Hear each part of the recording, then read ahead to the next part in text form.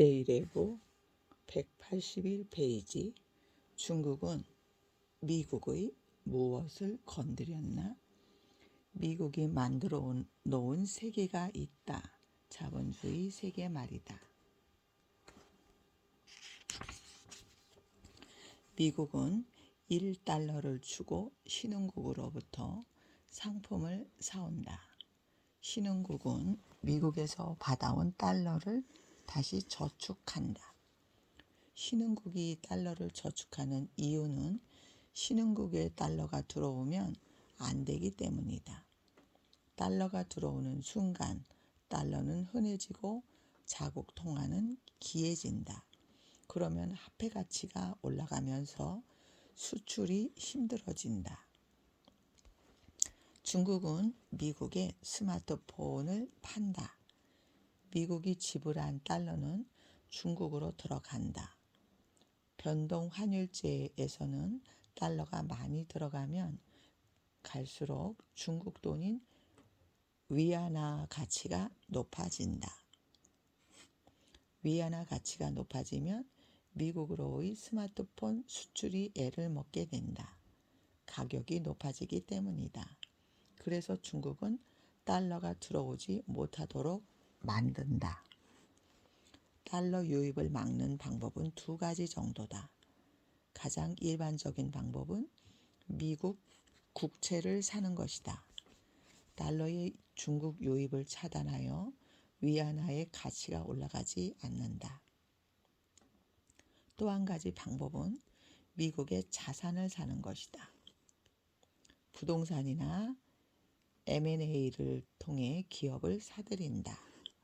또한 부동산을 일시에 사들이면 수요가 폭발하면서 부동산 가격이 폭등한다.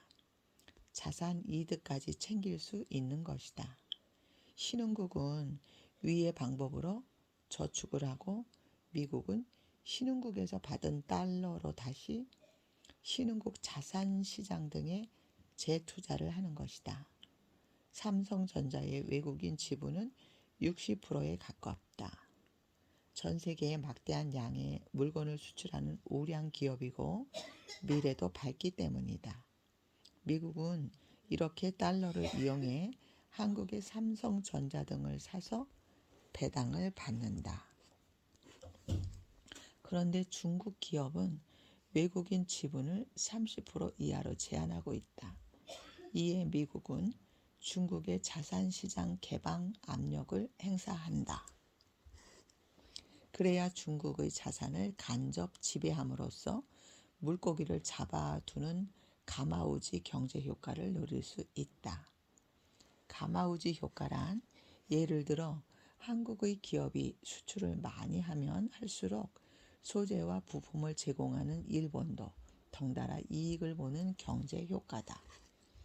중국이 자산시장을 개방하면 미국은 중국 기업에 투자하여 우선 배당을 받을 수 있다. 삼성전자만 하더라도 주주 환원 정책을 해야 한다. 핵심은 배당을 많이 하면서 주가도 올리는 것이다. 그러면 누가 이 돈을 가져가는가? 바로 삼성전자에 투자한 외국인들이다. 미국은 이런 방식으로 선순환 구조를 구축한다. 이를 신비로운 길이라고 한다. 찰스 A. 쿱찬이 저술한 미국 시대의 종말에 따르면 1990년대 후반 미국에서 흑자를 기록한 나라들이 70%에서 다시 미국으로 돈이 들어왔다고 한다. 미국은 신비로운 길을 유지하기 위하여 무엇을 해놓았나? 바로 바다를 통한 무역 항로를 개척했다. 그리고 호르무즈 해협부터 남중국해에 이르기까지 무역 항로를 보호하기 위해 곳곳에 해군 기지를 설치하였다.